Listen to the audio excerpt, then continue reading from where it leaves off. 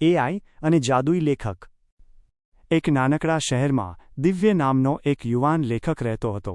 દિવ્યને વાર્તાઓ લખવાનો ખૂબ શોખ, પણ છેલ્લા કેટલાક મહિનાઓથી તેના મગજમાં કોઈ નવા વિચારો આવતા નહોતા। તે કાગળ સામે કલાકો સુધી બેસી રહેતો, પણ પેન આગળ વધતી નહીં।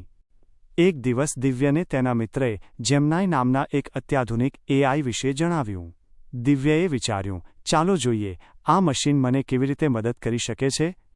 તેણે લેપટોપ ખોલ્યું અને લખ્યું, મને એક એવી વાર્તાનો પ્લોટ આપો જેમાં જાદુ અને વિજ્ઞાન બંને હોય। પલક ઝપકતાં જ સ્ક્રીન પર શબ્દો ઉભરાવા લાગ્યા। એઆઈએ એક એવા વિશ્વની કલ્પના કરી જ્યાં લોકો મંત્ર ભણીને રોકેટ ચલાવતા હતા। દિવ્ય તો દંગ રહી ગયો, પણ તેને લાગ્યું કે આમાં થોડી લાગણી ખૂટે છે। તેણે એઆઈ સાથે વાતચીત શરૂ કરી, આ વાર્તામાં એક પાત્ર ઉમેરો જે ખૂબ જ એકલું છે, પણ તેની પાસે શબ્દોની તાકાત છે। એઆઈએ તરત જ જવાબ આપ્યો અને વાર્તામાં એક નાની છોકરીનું પાત્ર ઉમેર્યું જેના ગીતોથી સુકાઈ ગયેલા ઝાડ પણ લીલા થઈ જતા હતા।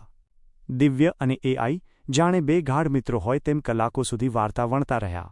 દિવ્ય તેના સંવેદનો આપતો અને એઆઈ તેને અદ્ભુત શબ્દો અને નવા વળાંકો આપતું। પરિણામ, થોડા દિવસોમાં દિવ્યની નવી નવલકથા તૈયાર થઈ ગઈ। જ્યારે પુસ્તક બહાર પડ્યું ત્યારે તે સુપરહિટ ગયું। લોકો પૂછતા, દિવ્ય, આટલી અદ્ભુત કલ્પના તને ક્યાંથી આવી?